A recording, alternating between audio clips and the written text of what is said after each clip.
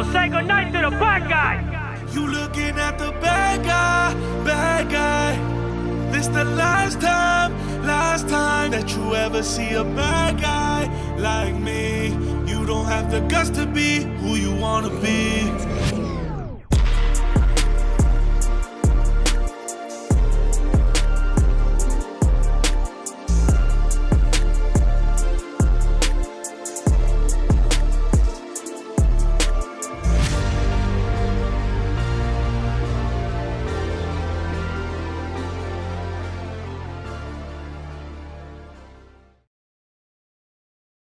What is up, guys? Welcome back to another episode of Honor Among Thieves with your host, as always, Nelson Rodriguez Jr., coming at you with another very, very special episode. Today, Little Italy is in the house all the way from New York. Little Italy. That's where I grew up, yeah. Now we're in Austin, Texas, though, with cows. I got to come out here, though.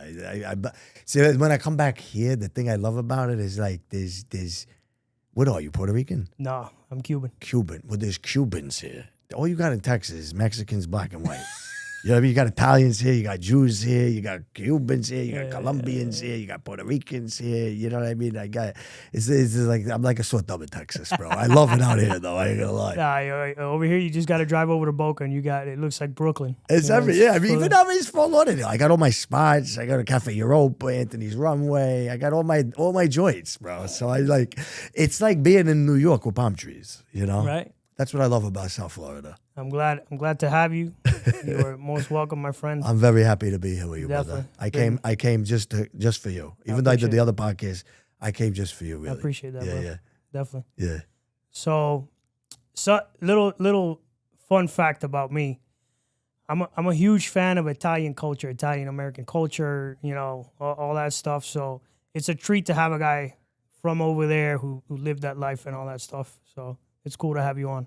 Thanks. For me, it's kind of like it's surreal because I grew up watching, you know, Goodfellas and Casino, and I was the Cuban kid watching all that shit. You know, obviously Scarface is my favorite specifically, but you know, you're breaking in the Scarface background, by the way. Yeah. You're only the second guy to ever record with it, so we're breaking it in. So, but with me, it was always like, you know, Nicky Santoro and, you know, Sam Rothenstein and, you know, Henry Hill, and those were, it was like, oh my God. So to meet somebody from New York who's from all that, it's pretty cool. Yeah. Crazy life. Crazy. Yeah. Got a real Goomba over here. I do all right. The other day I called, you know, Stephanie, right? Stephanie? Yeah. Stephanie, I called her and I was like, Ma, the meatloaf. Get some chocolates. And she was like, oh my God, you sound just like my uncle. It was so funny. It was so funny. My brother, you have a very powerful story. I'm excited to get into it.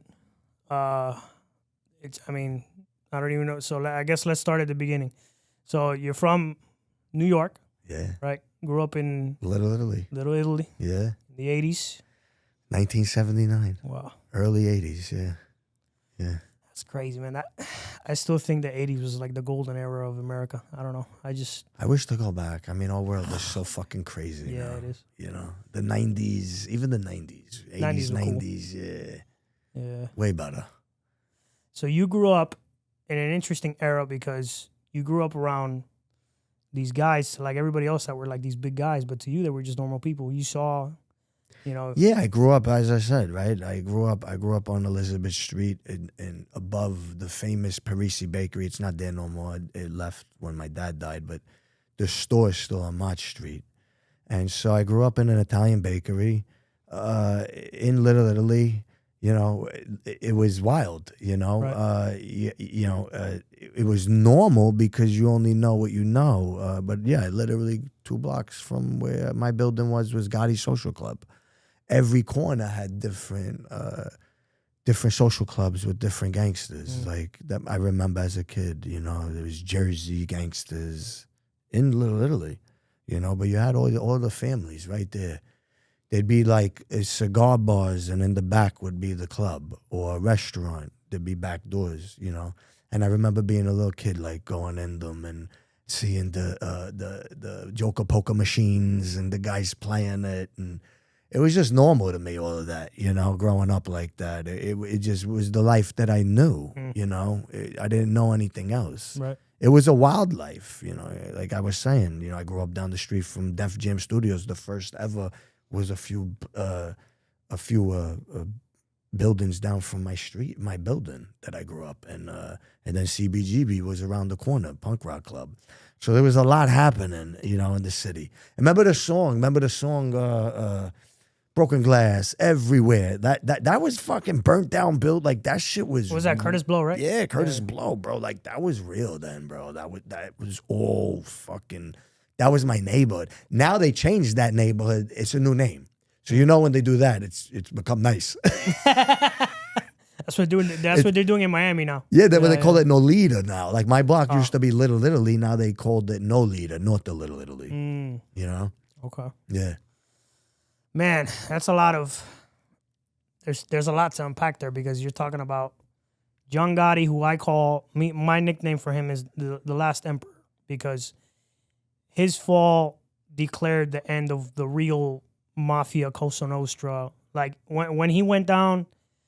After that, it was pretty much over. That era, I mean, they had a hell of a run, right? The Mafia had a 100-year run in the United States, but still, it was the end of that, you know, of all that gangsterism and the Hollywood gangsters who everybody knew and everybody had respect for, you know. Yeah. All that was over, but then it was Giuliani did all that too, bro. Yeah, like, he did away with because you all got to that realize when Gotti came into power, people will forget that he just took down all the bosses. He took down all the bosses, Giuliani. You know what I mean? Castellano including, you know, and Castellano was going through a trial when he got whacked. So, like, it was already a downfall. Rico just destroyed everything. That was it. Yeah, that big... Because anybody I could be in here next to you not doing nothing, and now we're all going away together. You know what I mean? Yeah, conspiracy's a motherfucker. Let me tell you. Yeah. What was it, in 86? You remember that Vin Diesel movie where he played that mob guy? And it was that big trial in 86 where like 60 mobsters went down or some shit like that. Yeah, that was that was the end. That was the end.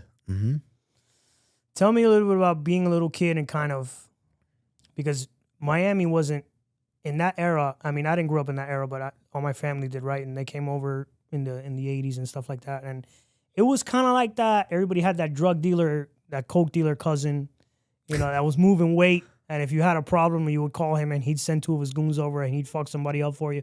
But it's different because growing up in that era and growing up around those kinds of people, it was kind of like a known thing where the neighborhood was, again, I'm asking, like the neighborhood was protected, kind of? Yeah. Okay. Completely. Yeah, everyone looked out. In what ways? So, again, like that, and I say this all the time because this is what my childhood was like. We would leave in front of the bakery where I grew up, baseball bats. My uncles and my dad would leave 5, 6, 7 baseball bats. And the reason was because there's no police. And the thing that kept it safe was that. The mob, the street, there was street police. And so like whenever there was illegal activity, because crack came out, right, heroin, AIDS, this is all new, you know? They would say, you got to go down the street to handle your business. And I was a little kid watching grown men get their heads split with baseball bats because the people wouldn't comply. You know, that's not normal. At all. Definitely not. But that's the environment exactly. of where it was. And then you're not supposed to say nothing. Nobody says nothing about nothing. Mm-hmm. If it doesn't concern you, you keep your mouth shut. Keep your mouth shut. Yeah, that was it. Like, I mean, yeah, people getting killed. You didn't see. I don't know what happened. What are you talking about? I have no idea. It's that scene in Bronx Tale. The kid, 100% with Sonny. I don't know nothing. Yep, that's what it was. You know, and that's how I grew up. That was the neighborhood. It still exists in certain pockets. Still, it's still like that. It's not what it was, you know, but there's still some of those pockets that it still does exist. You know, that's what it was like. Yeah. Everybody looked out for one another. Italians looked out for one another. I grew up in an Italian neighborhood, and nobody said nothing about nothing, and everybody policed the neighborhood themselves. What was there a specific crew? Like, do you remember what crew and all that, and like specific people? Like, tell me a little bit about the characters in your life at that time that you remember. I mean, I was a little kid. My father was just like a young guy. He had me 25 years old, so he was a young guy. He was a kid himself, yeah. Yeah, kid himself, bro. You know, so my father worked through his ranks as he got older. You know, he started to make a lot of money in the street. But again, like it was all around me. Like as a kid, the wise guys would walk my mother home because it's what kept her safe. Because it was not safe at night. The wise guys would walk her home. You know, but I mean, I remember as a kid, my grandfather grew up with Chin. So Chin Gigante. Oh yeah. Wow. Yeah. So Chin stood on the lam for 2 weeks in the basement on Mott Street of the bakery. That was a story that was passed down. Wow. In my family. Was that when he was like acting crazy? And nah, this is young. So my grandfather got arrested. My father's father got arrested with Chin when they were real young. Oh, so like they were just kids. They were still trying to like. Yeah, when they were real young. Okay, Yeah. So, but he always my grandfather never went. Ever since then, he went straight. He never did nothing. But he always would look out, you know, if Chin needed something or something like that. That's just what it was like. But yeah, Chin was involved with like we if we needed something like was there. Did he go down before you were born? He did, right, Chin? No. He was still around? Oh yeah, walking around the neighborhood with the robe. Way. Oh yeah, when I was a kid. Yeah, the West Side. Yeah. That's like. Yeah. Bro, that's like Mafia royalty. We all knew that he was like, you know, that was an act. Right. You know. Yeah. But even as a kid, like even like Gotti Social Club was still 2 there. blocks from where right there. So every neighborhood. That's what I remember. Even like I remember as a kid in Little Italy back in the day, fireworks. Everybody would go down to Little Italy buy fireworks. I remember as a kid, just fireworks. My father would sell fireworks. Louis Pigeon, he was like the big firework guy. You know, I just remember like there's good memories within the insanity. Italians are the best at coming up with nicknames. I love it. Love it. Joy 2 times. I was Cheech. My nickname's Cheech. Cheech, huh? Yeah, nobody called me Frank. Always Cheech. Why do you call him Tony 2 times? Because it repeats everything twice. Yeah. I love it, man. Oh man, that's so cool. Chin Gigante. Shit. Have you seen Godfather of Harlem? Yeah. Even though a lot of it is bullshit, it is fictional. But they have a lot of the real figures. You know? They got Joe Bonanno and Chin Gigante and all those guys. Yeah. I know. Yeah, it's pretty cool to see all that. And Bumpy really was a guy, you know, kind of like that back in those days. It was pretty cool.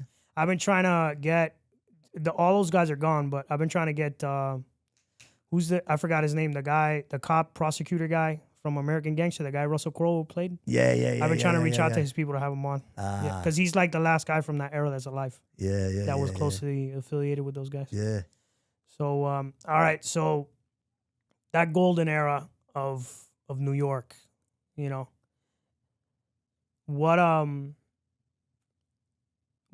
how old are you the first time you see somebody like get into a fight or score drugs or some shit like that? How old are you? I was born into that, man. Like some of my earliest, like your earliest memories are that. Or watching guys get hit with baseball bats. No joke. Like that's like I'd be walking down the street with my father's friend, like 4 years old, and there'd be a fight. I remember we used to call him Fat Tommy. There'd be a fight. He'd leave me to go into the fucking fight. I went to a Ranger game with my father at a preseason game with 3 of his friends. 5 years old. I was living in Manhattan. They get in a fucking brawl with guys on the fucking escalator. 8-on-3. We went from the because Madison Square Garden's on the 5th floor. It went from the 5th floor all the way out of the arena. I mean, it was a normal thing, bro. Not normal, but like completely normal. Violence not normal, but normal, you know? Yeah, violence was just completely normal from little, brother. That's like crazy. They they used to leave the baseball bats out in front of the bakery, and I would go to the Yankee games with my father and get the little bat. I'd come running out with a little bat to go hit the guys. They'd have to like hold me back because that's what it was, brother. Like it's just not normal, but like that does it, so it's normal. You know what I mean? But it was bro, like crazy. How soon are you yourself getting into trouble? Bro. At what age? I mean, young. I mean, it's fucking. I started 12 years old, 11 years old. You know, getting into drugs and the street. Yeah. Yeah. Young. What transitions from kind of like watching it into becoming a part of it? What tell me a little bit about that. Well, I mean, drugs were in my house, bro. My father was one of the biggest pot dealers. He had the best weed. Which is another fallacy that I wanted to talk to you about. The whole mob doesn't deal with dope. That's completely false. Oh, it's fucking completely false. Completely false. I mean, I all the guys I know, no, we're all involved with it. Right. No. Yeah, I've always thought that was funny. Recently, maybe back in the day, but not in the era that we were talking about. No. Well, funny enough, not even, because if you think about it, Vito Genovese. It was the heroin. Yeah. And that's what, the 50s? Yes. Yeah. And then after that, you had the Five Families with Frank Lucas and all that, and that was in the 60s. Yeah. So how, you know, they were always into it. And then the Cocaine Cowboys and all that in the 80s. So I don't understand where that came from, because there's clear evidence that the mob was involved in drugs. Absolutely. Since forever. Yeah. Is any of the honor stuff true about the mob, though, about what you saw? Kind of like, was there a code at one point, or was it all bullshit? Bro, it's all bullshit, because your man rats on you, or your man kills you, or it's all like, we can make believe all day, but like I wasn't a mayor guy. Right. You know what I mean? I was the kid watching all this shit. Idolizing those guys. I don't even know if I was idolizing it. There was nothing else to see. There was nothing else to see. So, like, you only know what you know. What you know. Like, and then when we moved out of New York, we went to Staten Island. So I got to, like, everybody's dad was, if my crew was like, is your dad even around? Right. Do you have a dad? I mean, obviously you had a dad, but is he alive? You don't even fucking know who he is. I had one friend that the fucking mother left him. The father he never knew. The mother left him at 16. Wow. You know what I mean? Like, that was my crew. Another one of the father never was there. Another one, the father's a wise guy. He's in and out of jail. You know what I mean? It's just like the crew was just misfits, because you're only going to be around what it is that you're around. 100%. Until you, like, nowadays you got Instagram, you got the internet. So, like, you could be a kid in fucking Africa and, like, have a bigger map of the world. You could be in the jungle with Starlink. But back then, it was like, the channel news TV had 6 channels. There was 2, 4, 5, 7, 9, and 11, and 13. That was it. There was no information. You didn't know shit. You knew what you saw. And I only saw that. So you become what it is you see. Because you're being groomed into that without even realizing it, because that's all there is. So it's like, we move out of New York, and it's like, there's not crackheads, but it's like Jimmy's dad's a sanitation worker, which is, there's no knock on that. It's great. But that was it. Like, and Jimmy's dad, that's a sanitation worker, has a side hustle because he wants to put a pool in his yard. And that side hustle is not sanitation, Mo. You know what I'm saying? So it's like, even though they got a regular job, like, everybody's doing something to get ahead, because that regular job is only going to pay you so much. And that's what I grew up in.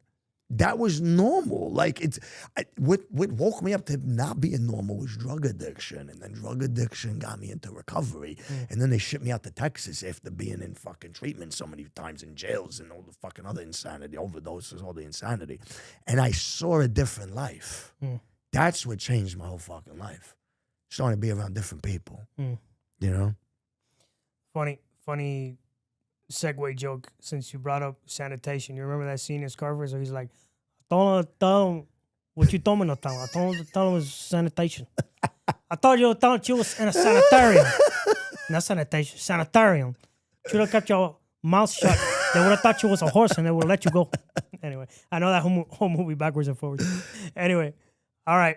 So I know Goodfellas, but backwards and forwards, every fucking word. Yeah, you grow up, you get groomed, and then you're watching the movies, and you're like, I live it. You know what's crazy? You know what I mean? The first time I saw Michael growing up in this, the first time I saw Michael Francis on a podcast, I went back and I watched Goodfellas, and I was like, oh shit, they got a guy playing him in the movie.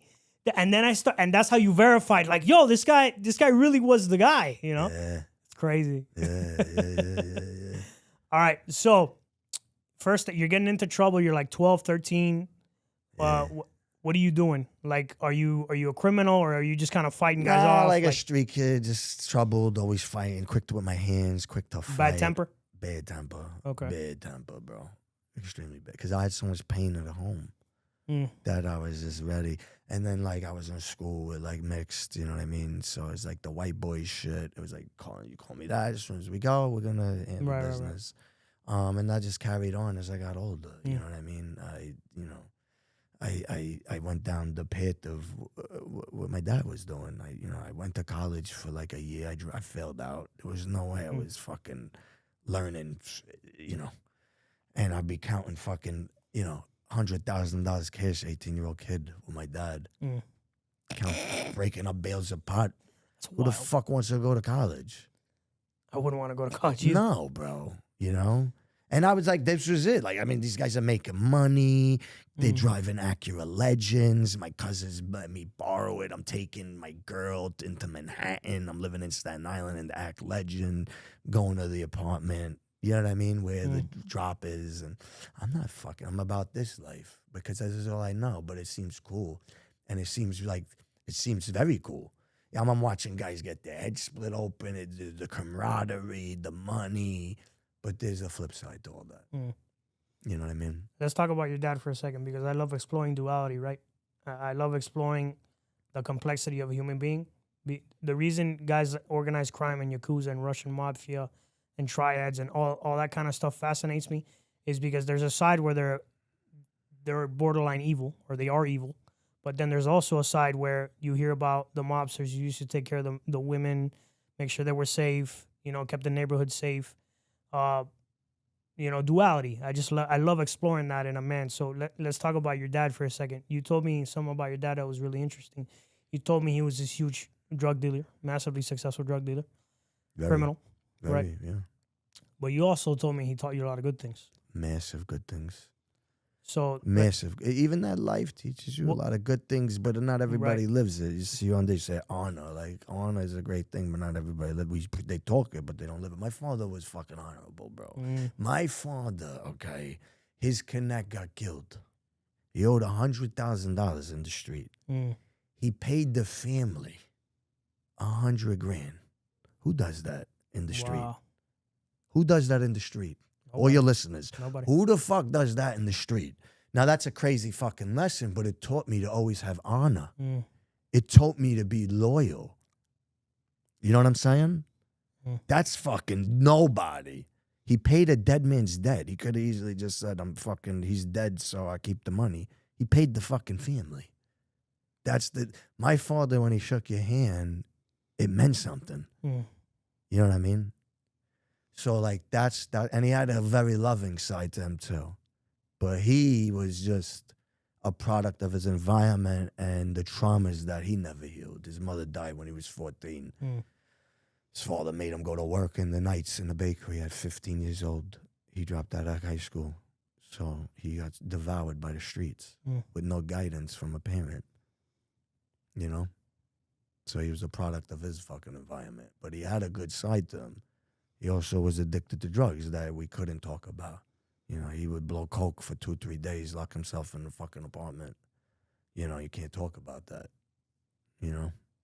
But to watch your father go through that is rough as a kid. My father's a coke addict, so I'm totally familiar. You understand that, right? It's fucking rough. It's hard. It's painful. Yeah, watching a family member with an addiction. Addiction is hard. It's the worst. Some of the worst pain you can. Fucking hard, bro. Because there's nothing you can really do for them. Nope. They have to do for themselves.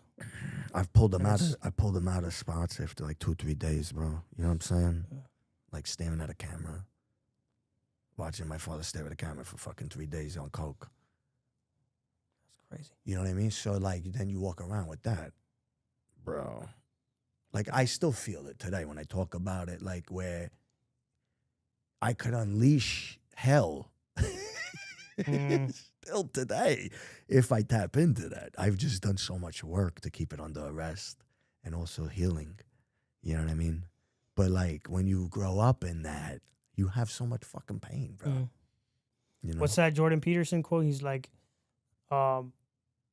you shouldn't become docile and weak. You should learn how to become an animal, learn how to become a monster, but then learn how to control it. Absolutely. So yeah, I think I agree. It's the same. You have to tap into that as a man. I just used to walk around with that. Right, though. it was unleashed. Bro, right. It was unleashed, like ready at any moment to pop off at any second. You know? Yeah, because of the pain, which led to addiction. Tell me about your wife. I know you met her really young. You guys, you were 16? 16 years old. Yeah, I met her in high school. Yeah. Kathy's awesome. Completely like, sometimes I think, Nelson, like that I'm dead. Like, or this is all a simulation because this girl's been with me since 16 years old. Like nothing like Staten Island girls. Nothing like educated, attorney.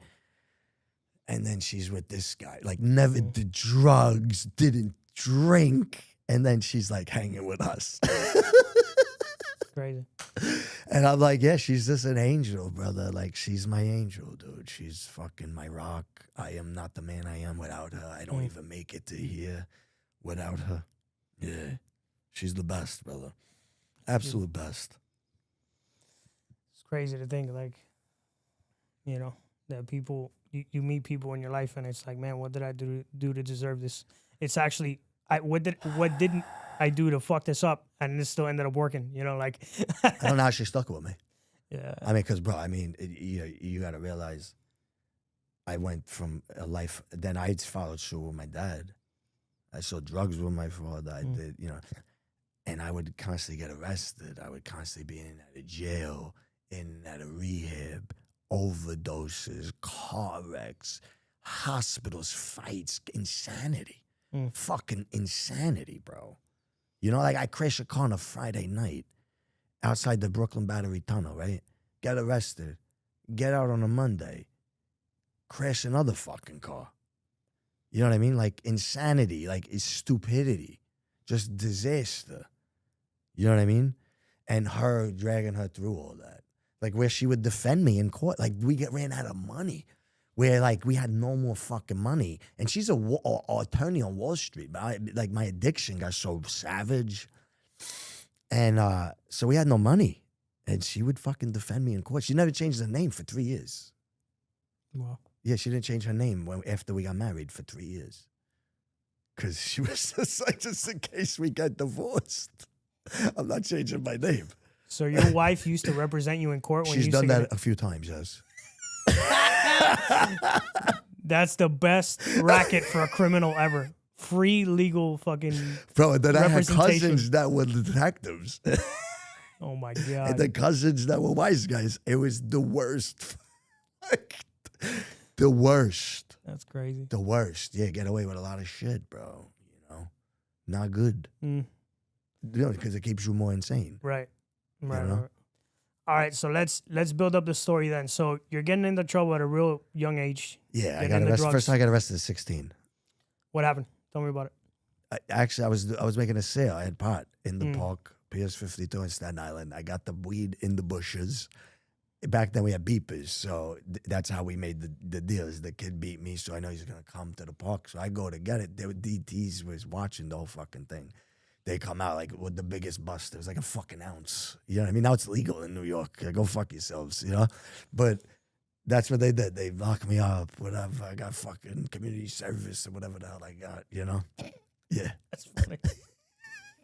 Such a big deal just all that time ago, and now it's like, who gives a shit? You know? My father went away. Bro, you Google my father's name, Frank Parisi, Mafia, when you leave here. You see all the pot, gambling. It's all legal. Restitution. We want fucking restitution. I'm not even kidding.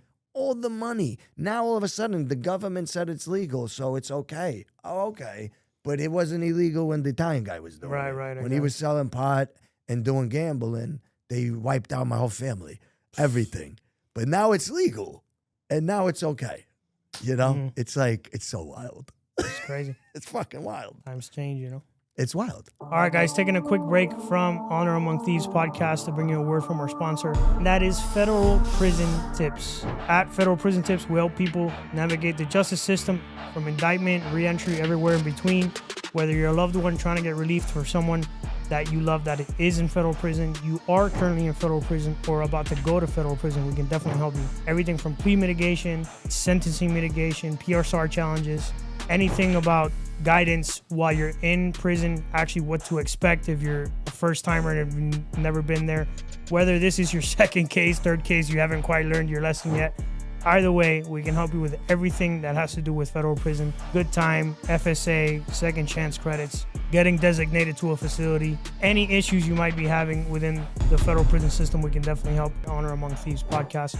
Mention that you saw us on the podcast and you'll get special rates only given to those who listen to the podcast. Again, 407-434-0175, extension 7. Hit us up, federalprisontipscom. Contact us. Let them know you heard about them through me. Now let's get back to the show. Hundreds of, man, in the 90s, if you were dealing hundreds of pounds of marijuana. Millions of dollars. That's crazy. Yeah. And that was the regs. And then there was before all this other shit that's out here now. Like, I don't even know. I've been sober 14 years. But they say the weed now is, like, super strong. Back then, he had all the exotics, like the Thais, the purple hazes, like before they were even the Kushes, all that. Before anyone even knew what that was. Yeah, like we had Hot 97, all the producers out there come and get the weed and the hydros and all that stuff. Yeah, he used to serve up like all the rappers. And all of it, bro. Yeah. I'm good friends with Redman. I used to sell. Oh, no way. I used to sell Redman weed. Yeah, but not now. He don't even. He'll take a hit here and there. He don't even smoke weed no more. Yeah. That's wild. Yeah, Red's my brother. He's in Europe right now. He's wearing my shirt. That's performing. Awesome. Yeah. That's dope. Shout out, Redman. I love you. So you transition into that life, right? You become basically a shadow of your father, kind of just replicating that. Yeah, but he was way bigger than me. No. Way bigger. Of course, but I'm like saying. A tiny shadow. Right. A shadow. Yeah. Emphasis on the shadow. Not dealing. He was a big dog. I was not that. Yeah. Okay. But what I was, Nelson, was tough. And I was quick to like set off. That's what I was. And I sold drugs and I had a street rep. I was looked up to in the neighborhood with the younger generations. You know what I mean? Like the guys trying to come up. Right. I had a rep. I was looked up to. I was respected. I was tough. I made money. So, yeah, I was being groomed for that life. You know? Right. Yeah. I understood the street. I know the codes. Understood it. Right. So I was being groomed, you know? Everything my father did was street. Even though we had the bakery, every day was cops and robbers. Every day of my life. I was born into insanity, you know? All right. So you're starting to sell weed here and there. Do you ever start selling any other kind of drugs? I mean, a little bit. I started getting into the pills, you know, early, like late teens. I would take it from the drawer. That's where I first got it, from my father. He had it in the house. And then he sold them too. So I would steal the pills, you know. Then I started to sell pills, bro, because you gotta, I went from selling weed to pills, and then you start becoming addicted to these fucking pills, and now you gotta hustle. You gotta hustle just to keep your habit. You know what I'm saying? You gotta sell drugs just so you can fucking do your drugs. That's how bad that life gets. Once you get caught up in that. And then it just takes you down, just misery. Just fucking misery. You know. Was selling drugs your main source of survival at that time in your life? Or did you do other things? No, I mean, in addiction, it was just selling drugs. That was it, committing crimes. However I could get money to survive. You know. At one point, I made money. I did well selling drugs.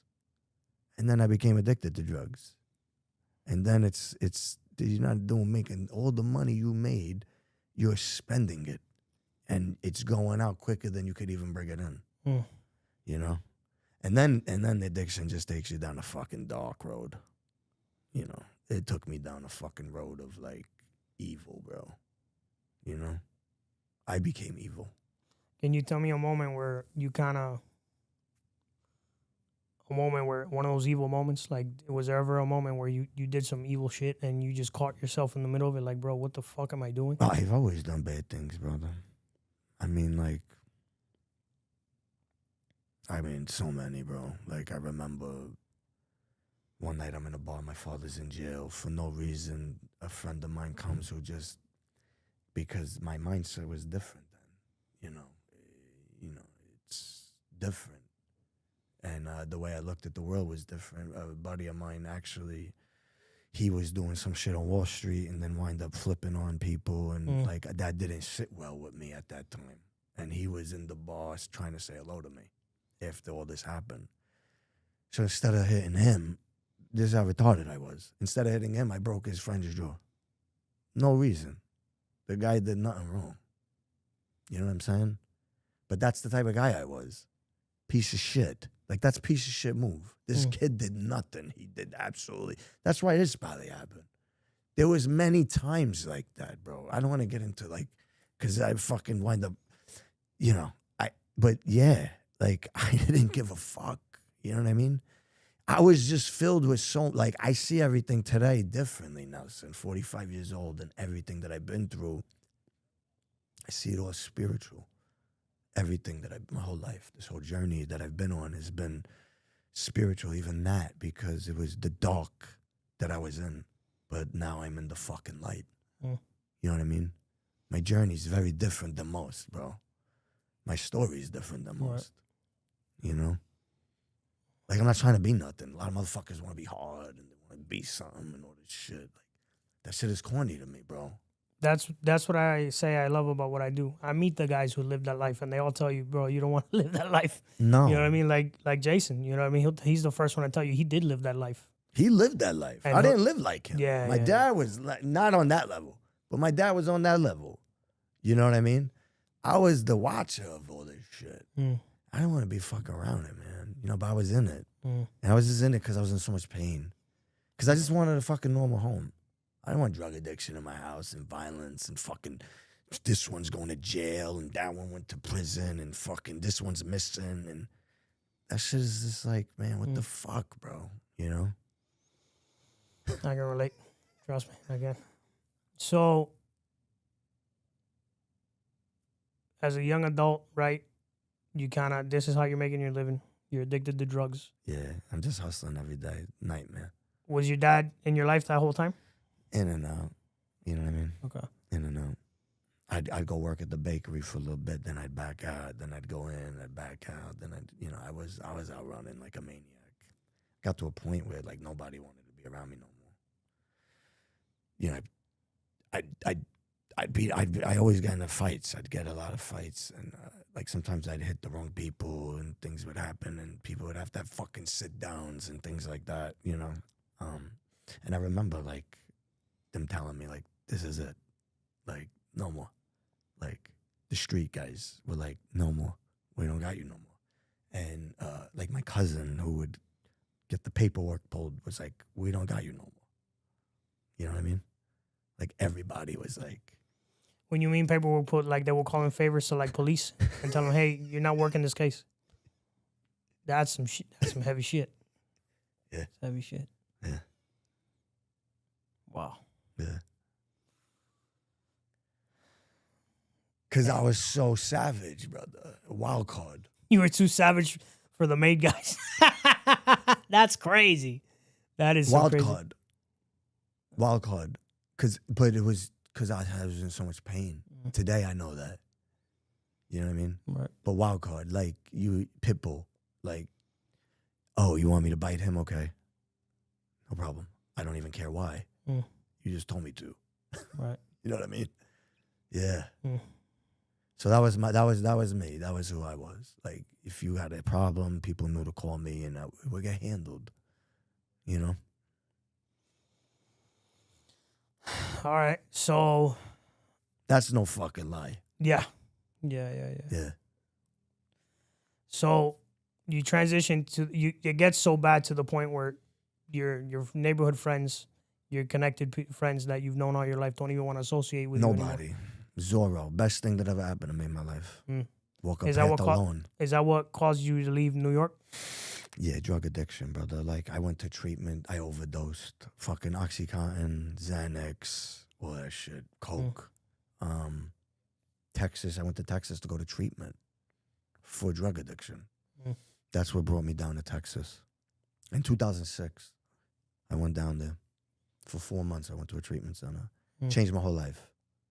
That's when my life changed, but I didn't stay sober. But it changed my life because I did work finally to heal a lot of the shit that was fucking driving me. See, like, we don't even realize, bro, like, we operate, like I said, like the flea in the mason jar. You don't even know. You're on program. You're on an autopilot, and you don't even fucking know you're on autopilot. You're just living this life, and you don't even fucking realize what the fuck you're doing. You know? It's wild. It is. 100%. Yeah. So you go to this treatment center.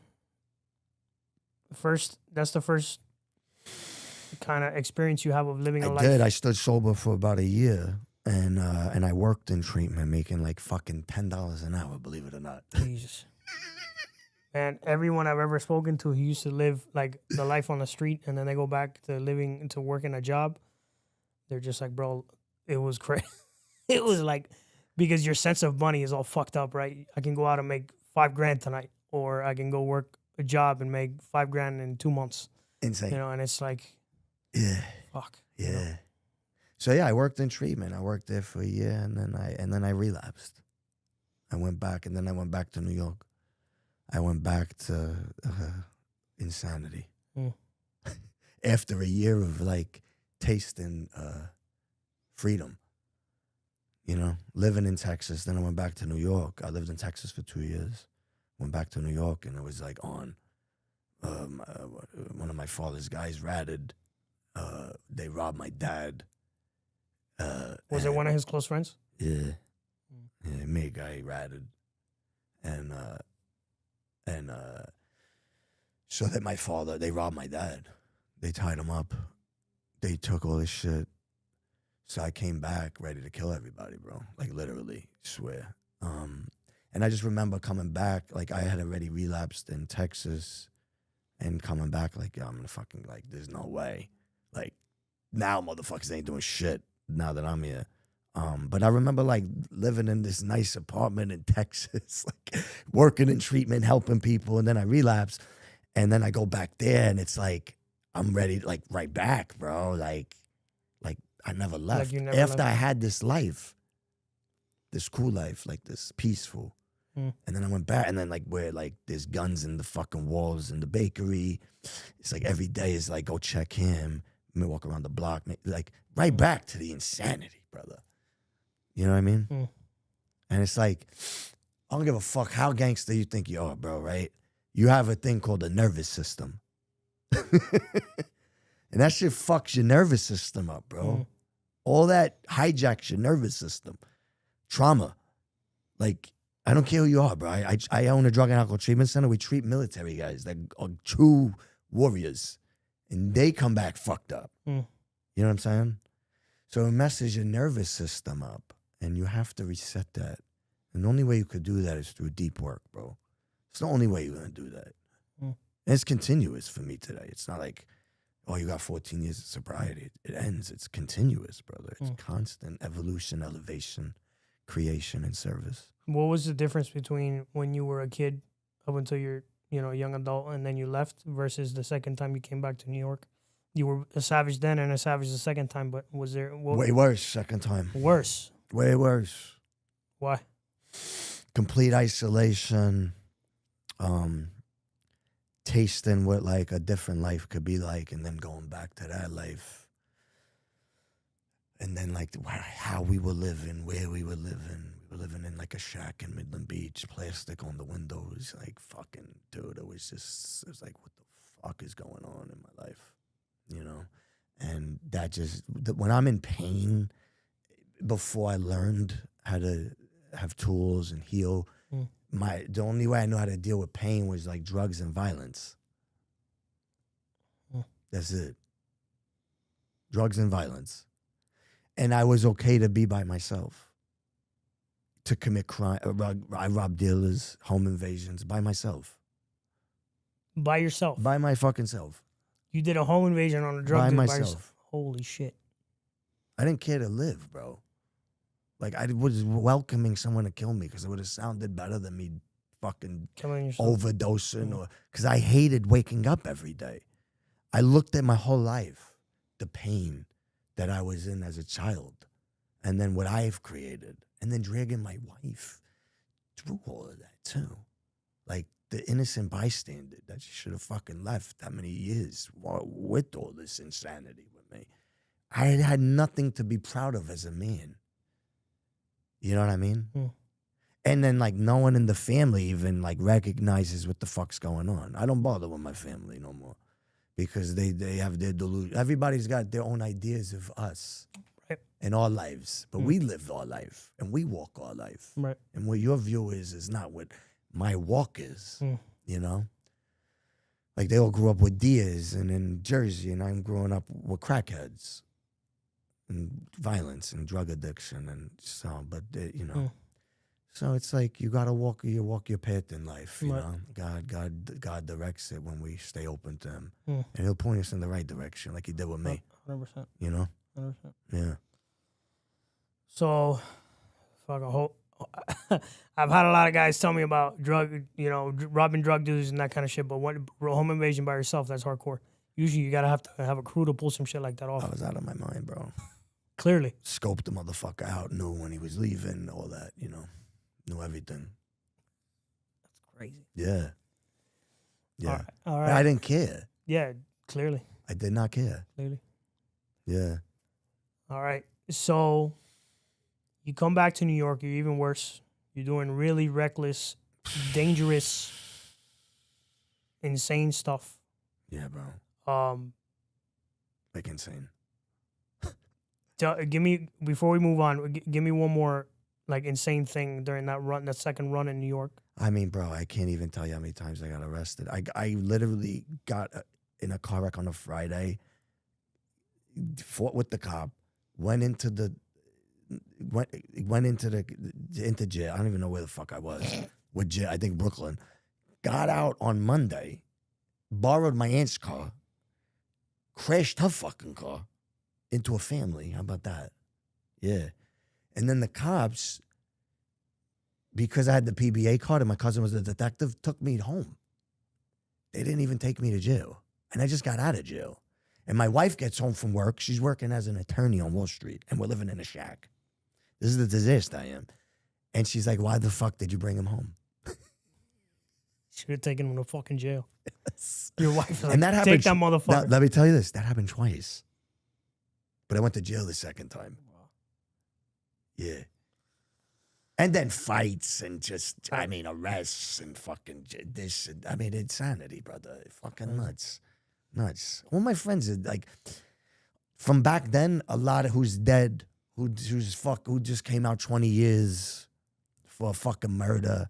You know, when I was in Texas, I had 4 friends rob a guy. One of them killed him. Robbed a jeweler. I would have been with them. Like, God always been protecting me when I went to Texas for treatment. They did a rob. My other friend, Jamel, got killed in Newark they shot him in the head with a shotgun. He was a stick-up kid. They fucking killed him in Newark. He was alive, like a vegetable for like a few months. But that was what I grew up in, bro. That was what it was. Everything, you know? I remember you speaking about a moment where someone close to you that you knew ratted, and that kind of woke you up a little bit. Yeah, when I was in Texas, it was my father's That was man. when you were, the first time you were getting sober? Yeah. Okay, tell me about that. Yeah, my father's man. He ratted on his boss. He was in the Bonanno crime family. He was a captain. So he was a cop on the Bonanos and he ratted on his boss. Yeah. Yeah. And at that time when that happened, it destroyed my dad. I remember my dad calling me in Texas crying that he ratted. It like fucked him up. Like, because your dad belief's so strong. Right. Belief is so strong, bro. When you believe in something, right, and it goes against like that strong, like Like when the fucking aliens come and everybody's gonna be like, what the fuck? Like the religion's not real. Their heads are gonna explode. You know what I'm saying? 100%. So it's like it's like that, bro. It was like, and he ratted. And that, because bro, I've been in situations where like, I was ready to go away for a long time because of the fucking message, the belief. And I mean shit, because he ratted, and at that time I was like, what the fuck? What the fuck am I believing in? Like, what am I believing in? Mm. You know what I mean? Mm. And that's why the 12 Steps is awesome, because what it did for me is it helped me to create new belief systems. Because all of us are programmed, bro. Me and you grew up in fucking Afghanistan. We'd be wearing fucking whatever they wear. Turbans or believing in the fucking Allah or whatever. It's all about programming, my dude. Once you fucking realize that, you could put in whatever iOS system you want to put in to upgrade. You know? So that was during that short run of being sober that happened in Texas, the first one? Yeah, I had like a year sober. Right. So you go Then back. I went right back to New York right after that. Right, Like, and then that's when you really unleashed even more. fucking even worse, bro. So- 4 years of fucking addiction in and out of jails, fucking So tell me about rehabs. the tail end of that. Like, what kind of shakes you up and gets you to kind of see things differently a little I bit? mean, bro, just so much fucking like embarrassment. Like I'm fucking living like shit. So it's not one moment. It's just things kind of compound. Okay. Yeah, bro, like years of fucking. I'm 31 years old. 31-year-old man. My wife's working on Wall Street. I owe this guy $400. I don't got money to pay him. My wife comes out with a check and pays a grown man's street debt. Fucking, there was many fucking, what's the word you could even use for that? Humiliating experiences like that. But for whatever reason, that day, Nelson, I had a moment of clarity, bro. And I looked myself in the eyes that day, and I took full accountability for where I was, because a victim can never evolve in life. And so I had to take full responsibility despite all the insanity of what I was raised into. And you're a 31-year-old man, bro. Like your pain, you got to do something with, because this shit ain't working. So I looked myself in the eyes, I took full accountability, and I said, you know what? I'm going to focus on my evolution and my elevation. And I started to fucking do that, brother. I started to fucking just change my whole life. Started going to AA meetings. The guy talk about, there's a funny story. So my first sponsor in AA was Joe Colombo's nephew. No way. That's crazy. Yeah. Yeah. And it was like God gave me these guys. Joey Chips. I love you, Joey Chips. They gave him his name because he would deal cards. The underground card games. Yeah, Joey right. Chips. The nicknames. Yeah. It's the best.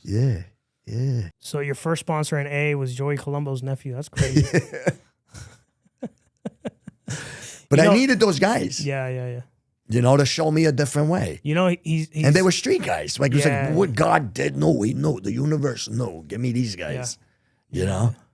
You know who's having a hell of a social media run is Joey Gambino. He's killing it. Yeah. I see that. I see follow that. him, yeah. Yeah. I saw He's that. killing it. All right, so you start cleaning up. You start becoming a better man. Yeah. Start taking accountability. Yeah. When are we getting into the situation where you almost die and your heart and all that stuff? How much farther away is that? Oh man, that's years later, brother. That's so I get sober 2011, and the heart shit don't come till 2023. 2023. Yeah.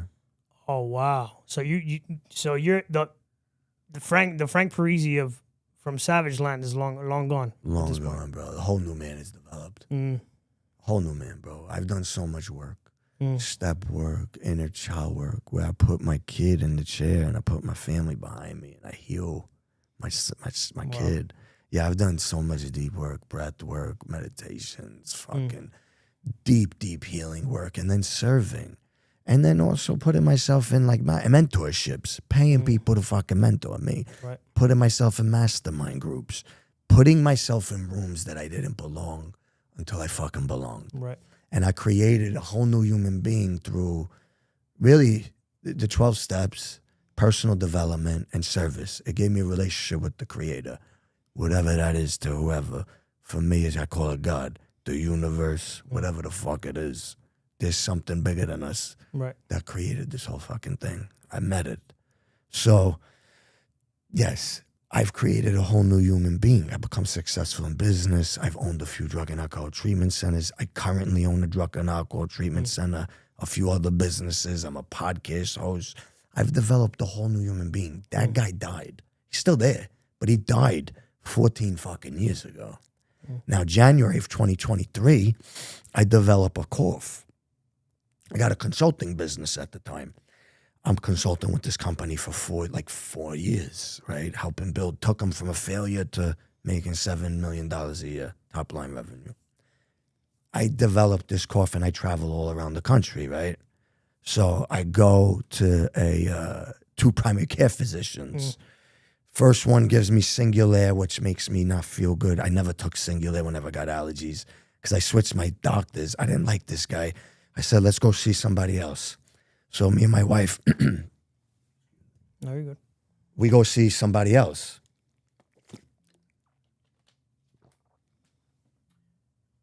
So she does some x-ray on my chest and gives me steroids. So it doesn't get better. Doesn't get better.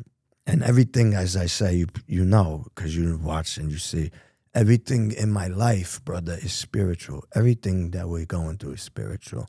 And we all have a mission and a purpose. We truly do. We're not just here for breakfast, lunch, dinner to make money, have sex, and enjoy life. There's more. You're here for a fucking purpose, and you have a mission. So I go to,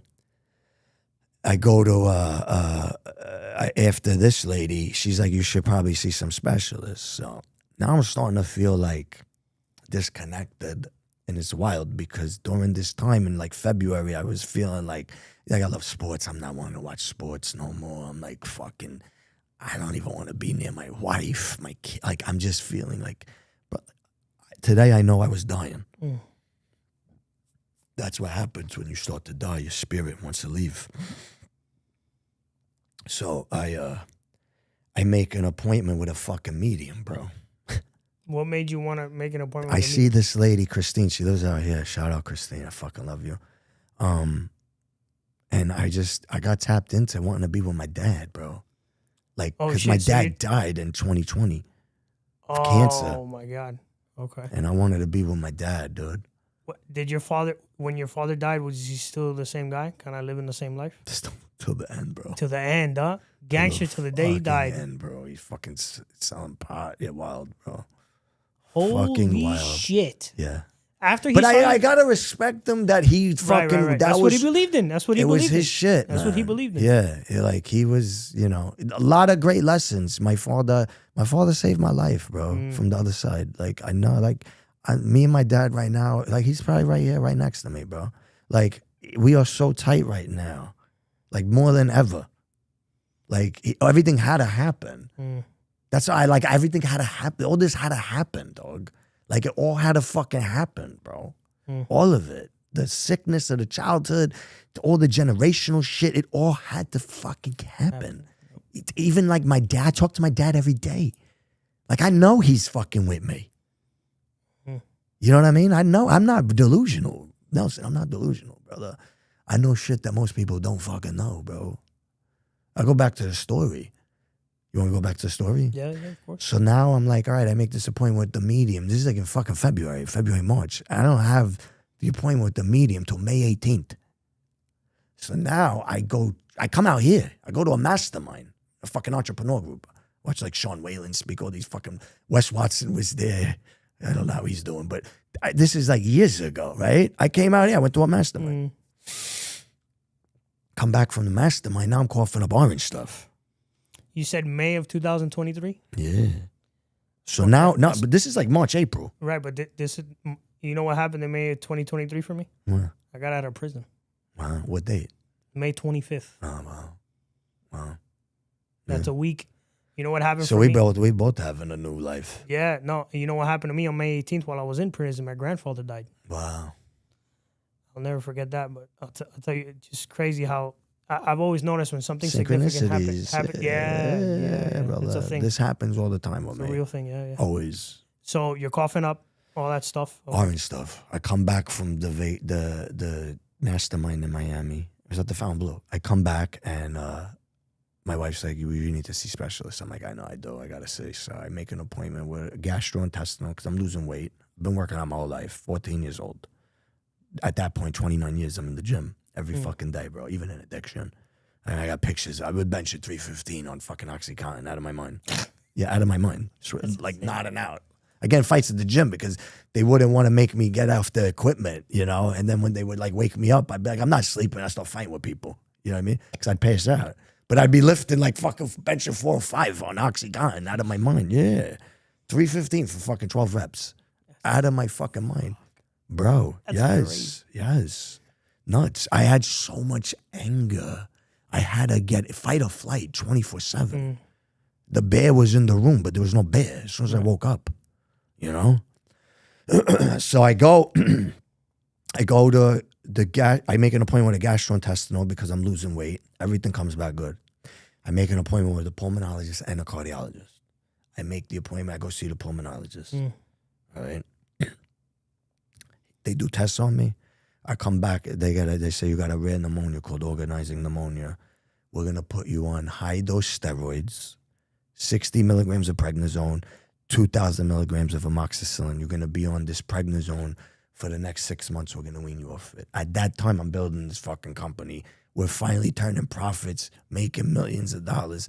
This is the worst thing that could ever happen to me in my life right now. I'm gonna be out for 6 months. Like, I got all this going on. What the fuck?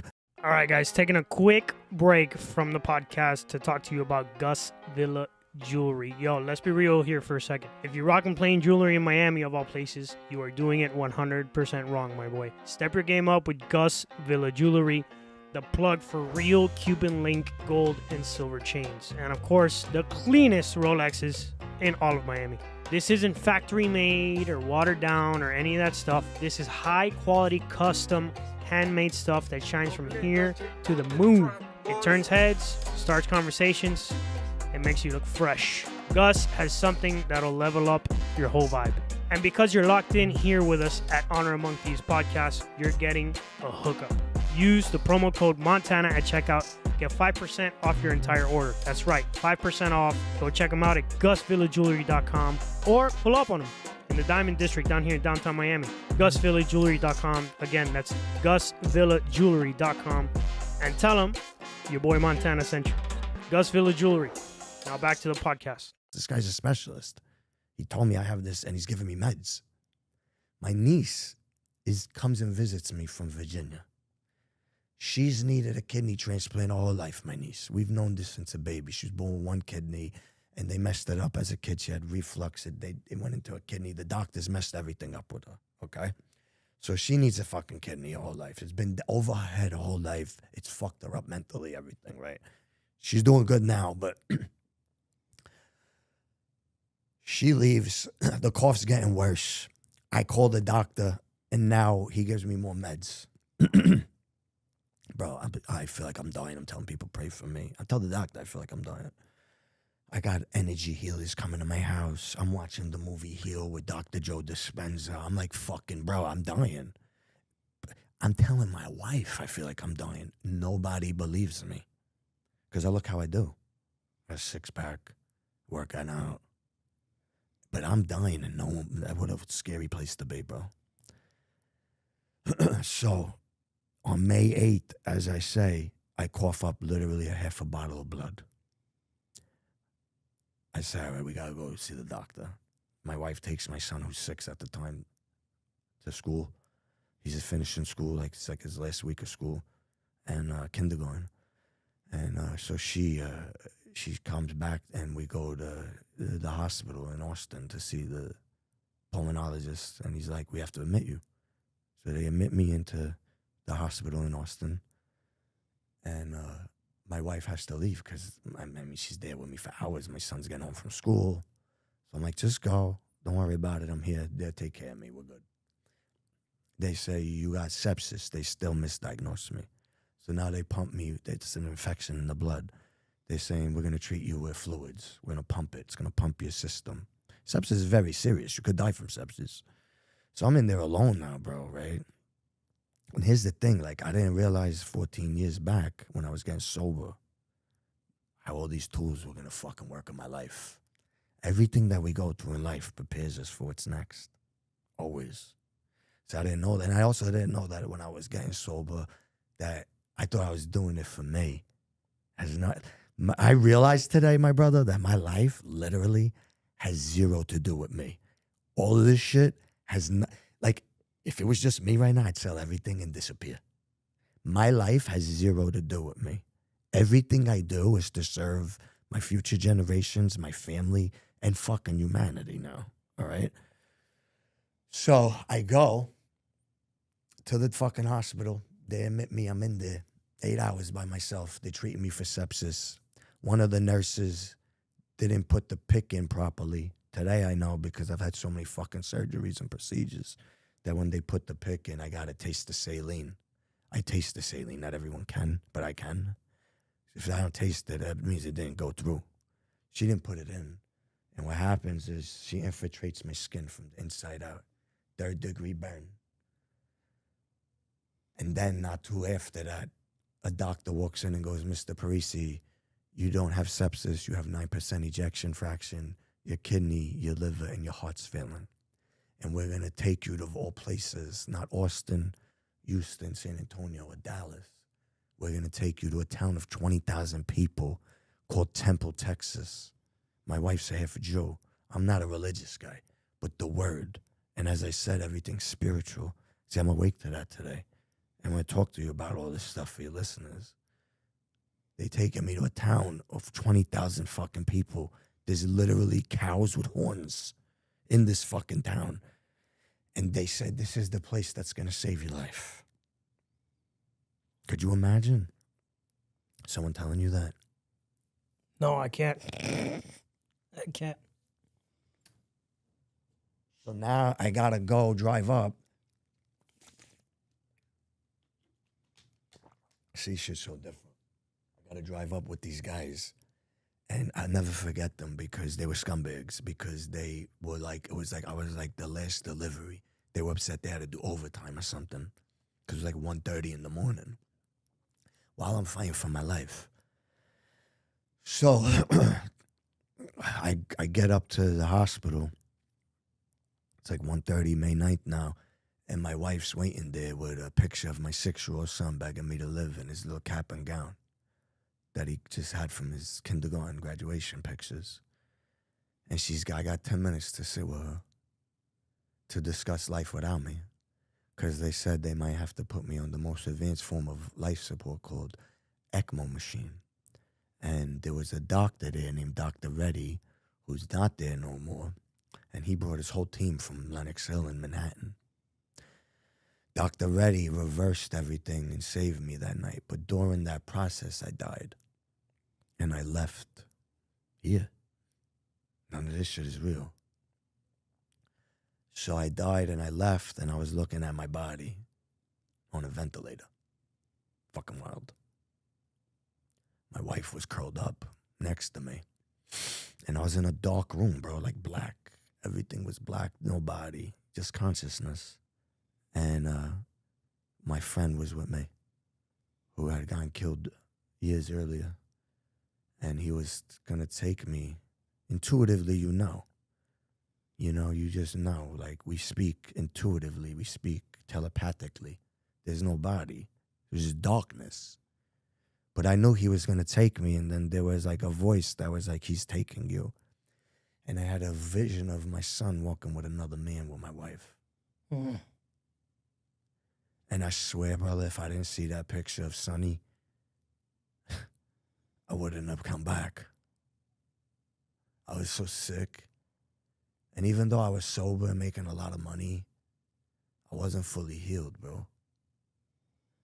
I had so much anger from my dad's death, my family, my grandfather. My grandfather owned the building I grew up in.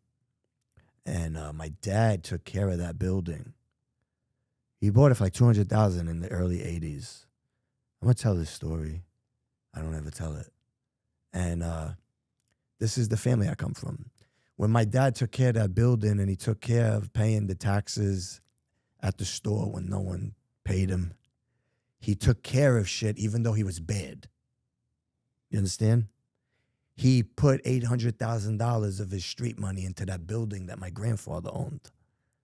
Roofs, redo the apartments. He took care of the building as a landlord that never got paid. My father caught a lot of cases. He caught a big one prior to his death that bankrupted him completely. He died broke, my dad. At that time, he asked my grandfather for a loan of the building that he said he was going to leave it to him and my uncle. When my dad asked for the loan, he said, okay, I'll do it. And then when the loan was ready to come, my grandfather's attorney said, I can't have your father do that. So my dad died completely broke, and then my grandfather gave the building to his wife. Wow. That's the family I come from. You know what I'm saying? Yeah. I never told that story. I just did now. It feels good to tell that fucking story.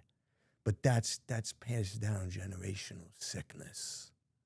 Because my grandfather's father was probably a sick fuck like him. And his father was probably a sick fuck like him. And it gets passed down until you become the motherfucker to jump out of the mason jar. Mm. You know what I'm saying? Yeah. So they take me up. I die. I come back. I'm in fucking the bed now, bro. For 9 fucking days, Nelson. I lost 45 pounds. Thank God I worked out my whole life. I had muscle. I was like 180 at the time, 185. Went down to like 130, bro. Bone. I'm in bed for 9 days because they got a pump in my groin. And the doctors are walking in with hazmat suits, bro. Because the orange stuff that I'm coughing up, they think it's tuberculosis. Mm. And then I have other doctors, Dr. Hernandez, who I love you so much, telling me that I might need a heart transplant. And I'm like, get the fuck out of here, bro. Mexican doctor from Mexico telling me I need a heart transplant. Get the fuck out of here. And I'm sitting in there and I'm like, what the fuck is going on here to my wife? Like, we're both like, bro, I was in the gym 2 weeks prior to this, like doing 15 pull-ups, working out. What is going on? None of this makes sense. You understand? Like, none of it makes sense, but it makes so much fucking sense to me today. You know what I mean, Nelson? All of it makes sense to me today, everything. So I'm in this fucking bed for 9 days, and now I got an appointment with this fucking medium that I made the appointment with in fucking February. What's the odds of that shit? And my wife's like, I don't want you to talk to her. And I said, I don't give a shit. Because I told you everything is spiritual here, bro. And I was never this guy. So I do the appointment with the medium, and you could Google Frank Parisi Mafia. You could read about my dad. So she knew everything about my dad, and I got to talk to my dad, man, and I got to fucking really connect with my father like I never did. And she goes, this is the crazy part, is that all my doctors, because Dr. Reddy brought his whole team from New York, from fucking Manhattan. What's the odds, brother, that I'm in a town of fucking 20,000 people and one of my doctors' father was a wise guy in the mob? What's the odds that one of my other doctors went to the same college as my wife, Wagner College in Staten Island? Wow. 20,000 people. What's the odds that my wife loves the rainbow cookies, the Italian rainbow cookies, you know, the flared cookies? This lady that went to the same school as her baked her these cookies without her even knowing. See, bro, when you shut the noise off for this fucking world and you watch, there's a lot more going on than what we fucking see. And in that ICU unit, I've been in this unit now, everything gets quiet, and you start to see what's really going on.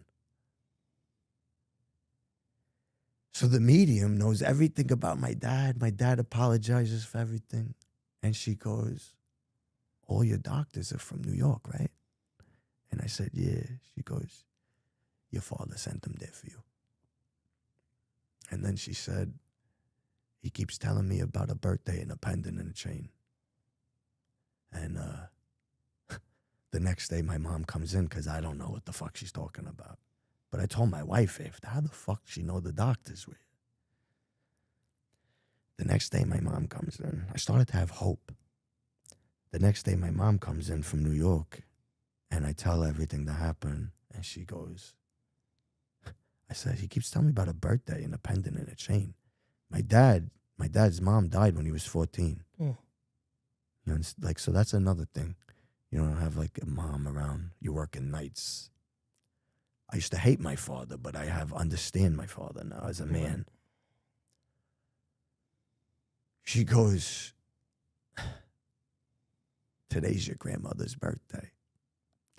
My dad's mom died when he was 14 years old. He was telling me that it's my mother's birthday tomorrow. She said that the pendant and chain, when Aunt Dolores died, she gave a pendant of your grandmother to me. And I gave it to your Aunt Camille when your dad died. And I FaceTime my Aunt Camille in the fucking bed and she's wearing the fucking pendant and chain, bro. I yell out, I fucking screamed. The nurses came running in. They thought I was dying. I knew at that moment, bro, that fucking this all happened and this was all real. I knew, bro. Nelson, I'm not delusional. God chose me, bro. Fucking chose me, brother. I know that for a fact. And I said to myself, all right, maybe you ain't been here before, but you've been here before, Frank. You've been in jail. You've been in hospitals. You've overdosed. You've been in situations you didn't know the fuck you were going to get out of. But the difference today is that you got fucking God with you, bro. You got fucking recovery. You got personal development. I talk about my swords being sharp. My fucking swords are sharp. I know how to deal with fucking shit, bro. Real fucking shit. Like what the fuck I faced. And I know when I'm at my lowest of times, what we need, I don't give a fuck how gangster you think you are. When you're at your lowest, what you need is love. Because love and gratitude are the highest frequencies that we can operate from underneath enlightenment. So I knew at that moment, the only way I'm going to give love and how I'm going to get better care is by showing respect and love to these nurses and doctors. I started to buy them lunch, breakfast, and dinner. I understood what they go through because I own a drug and alcohol treatment center. I've had clients die on me. I understand the heartache of it, how hard the job is. So I try to treat them with respect and gratitude for taking care of me. And they put a pump in my chest now, Nelson. 13 fucking staples in my chest. I was addicted to OxyContin. I took fucking ibuprofen. 13 staples in my chest, bro. With a pump called an impeller pump. That's going to see if my heart's going to recover because your heart's a muscle. And they're going to keep this in me for 2 to 3 weeks on different settings now to see if my heart's going to recover because they're telling me I might either need a heart transplant or mitral valve replacement. Now that tuberculosis is off the table, they figured it out. So what do? I start to walk, bro. You got to learn how to walk when you've been in the bed for 10 days. You got to learn how to walk again. I lost fucking 45 pounds. I went down to like 135 pounds. And I started to walk, bro. I started to walk fucking 5 miles around an ICU unit. You know how many times you got to walk around a fucking ICU unit with a fucking machine keeping me alive, with a wound vac fucking thing on my arm. You see the videos. I videoed the whole fucking thing. And I started to walk 5 miles, bro. I started to bring light in the dark. I had old patients walking. And, bro, when you're in there, you hear ding, ding, ding, ding, which means a baby was born. But you also hear code blue, which means someone died. All day. All fucking day. You know what I was doing? I was picking up my phone and calling guys I sponsored in AA. And I was asking them how they're doing. I had a fucking kid walk in talk about the difference of my life. I had a kid walk in, Johnny. I said, Johnny, what are you doing here? I don't want no one to see me. My wife would only allow certain people to let me in, like see me. Johnny said, Frank, you pulled me out that house 8 years ago. You fucking gave me a job in a treatment center. I owned the treatment center. Pulled him out, gave him a scholarship, 2 months free at the treatment center. Gave him a job. He said, you're Superman to me, bro. You know what I'm saying? Real shit. Real fucking shit. So now, they're like, you might need a heart transplant, so we got to try to put you on a list, right? Because now I go, and Dr. Hassan sees that my heart's dead. So my heart's fucking dead. They still don't know why my heart's dead. And now I got to get on a transplant list. So when you get on a transplant list, there's two options, an LVAD machine or transplant. LVAD is where they put a pump in they put a thing in your heart, and there's wires come out of your stomach, and you plug it in for fucking 16 hours. You get 16 to 18 hours of plug. And you keep that until you maybe get a heart. Or you get a heart transplant, or you die. Those are your three options. So to get a heart transplant, you got to do a psychologist, social worker, colonoscopy, teeth, blood, every test. And then they meet and discuss to see if you should even get it. You imagine you wake up on May 8th, and then this is your life. How do you deal with this shit? Yeah. God is everything, my bro. Faith is so fucking strong. My faith is so strong. So here I am now. I'm fucking gonna have to get a heart transplant. And they're like, what the fuck are you doing with that, man? You're waiting for somebody to fucking die so you could live. Fucking wild. So they said, you're O positive, Mr. Parisi, so you're going to have to be on the transplant list for 6 to 8 weeks. You're going to have to be on the list. I saw my son one time, Nelson, in fucking 4 weeks. I've been in the hospital 4 weeks, seen him one time. I would put a cover over my face so he didn't see me, you know? Because, like, this was all, like, Dad was, like, sick, but not, we didn't know this was going to happen. You know what I mean? So, they debride my arm on June 1st, and I'm like, good. So when they debride it, this much is missing. Like, that much of the chunk is missing, you know? So they debride the arm, and they're like, it's going to be 6 to 8 weeks. And I'm like, that's good, because when you get a heart transplant, if you survive it, you're on the medication called tacrolimus, which makes you have a low immune system so that your body doesn't reject the heart. Because any organ you put in your body is going to immediately fight it off. It's going to try to kill it. So I was like, well, this is good. This is like how insane. This is good. I could get my arm debrided and then a heart transplant, you know, because the arm will grow back after like a month. I'm going to be here for 6 to 8 weeks, and I could get the skin graft surgery and then the heart transplant. Like, how fucking insane.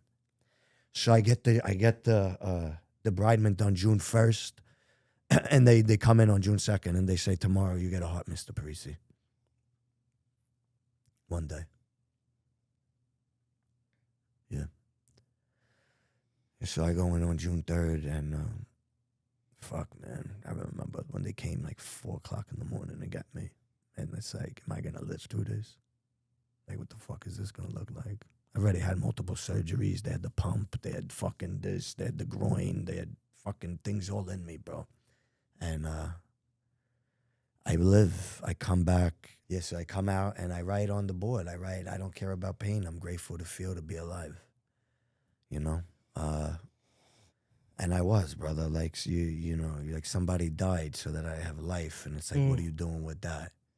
Like, what the fuck are you doing with that? Right. You're going to be a piece of shit. You're going to serve humanity. You know, I said during that time, because I said earlier, like, I put myself in masterminds in rooms I didn't belong until I did. And I was in this mastermind group, and there was this kid, Nick Santanasasso. He's got no legs. He's from out here, but he lives in Dubai now. He's a big motivational speaker. He was one of my coaches. And he taught me, whenever you go through the hardest times in life, you have to ask yourself these 2 questions. And I stole it, Nick, because I do it everywhere, but I still shout you out. He goes, you got to ask yourself 2 questions. What's the gift in what you're going through, and what are you going to become because of it? When I was in the hospital, that was my thought process. I said, what's the gift in what I'm going through? Well, the gift is that I fucking get to experience life on a whole nother level. I know that this isn't even real. So we don't really die. We're infinite beings, and we get to experience this beautiful life. That's a fucking gift. The gift is I get to be here with my son. What am I going to become because of it? Well, I started to write a book in the hospital.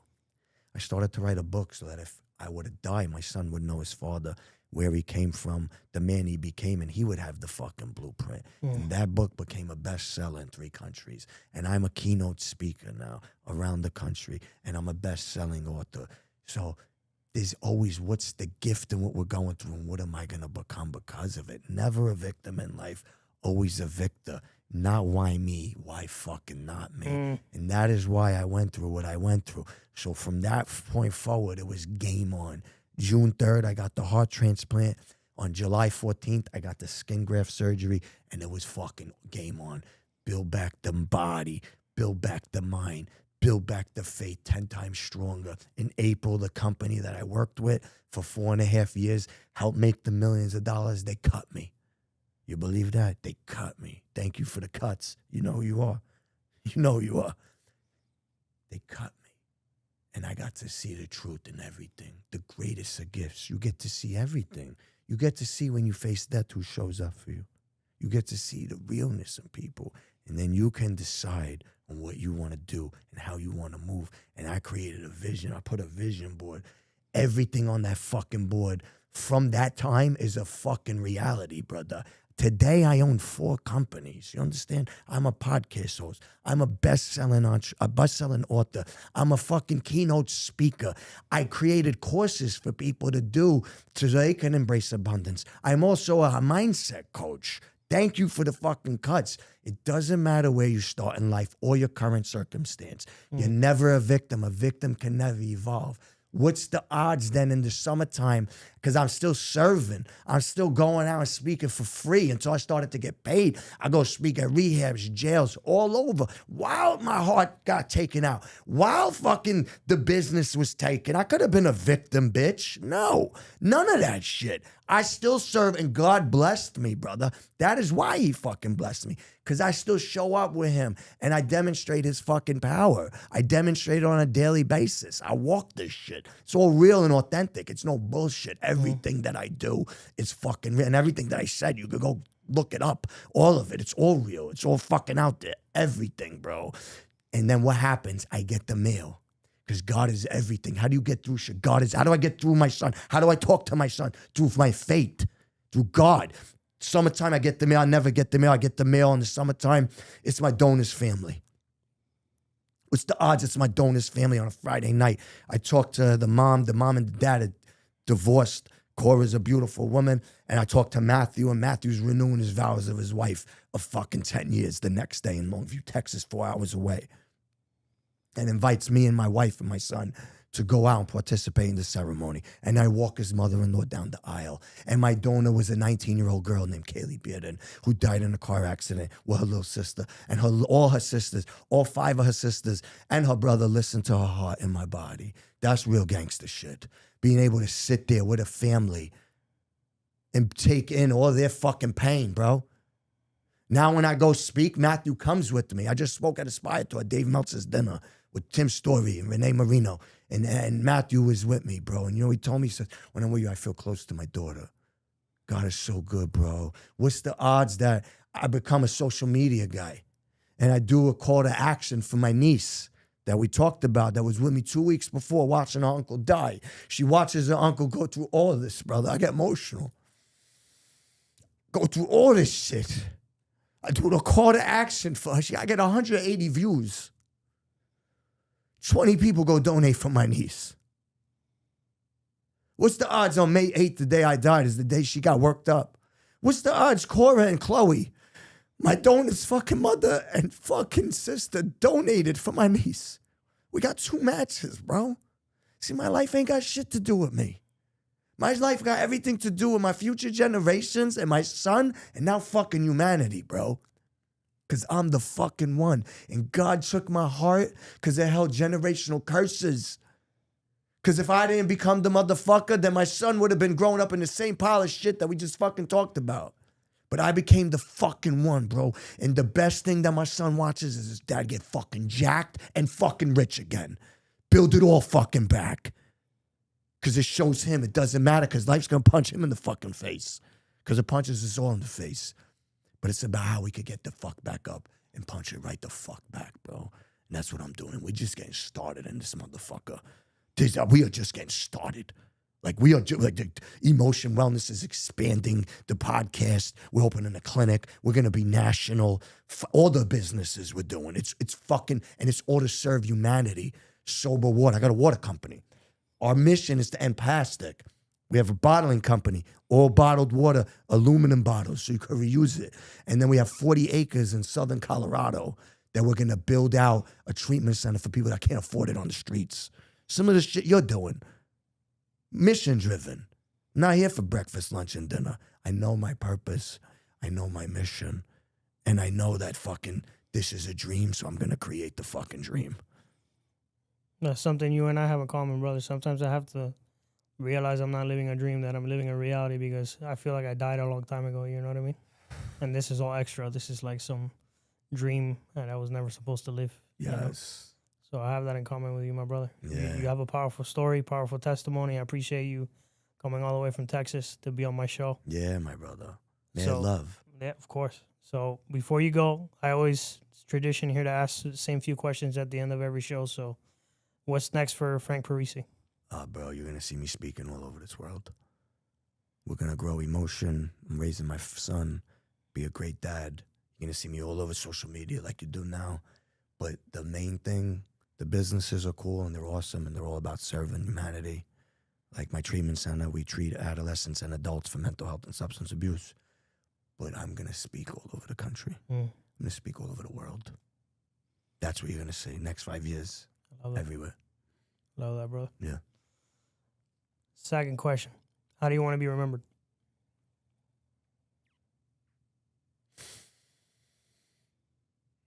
As someone that overcame and inspired. I love that. Yeah. Third question. Do you believe in redemption? Absolutely.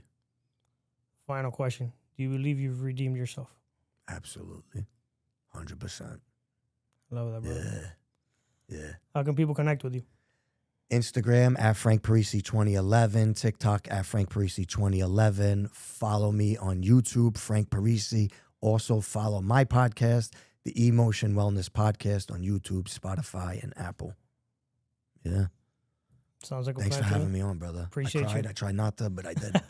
Fucking cried. All righty, guys. That's another episode of Honor Among Thieves.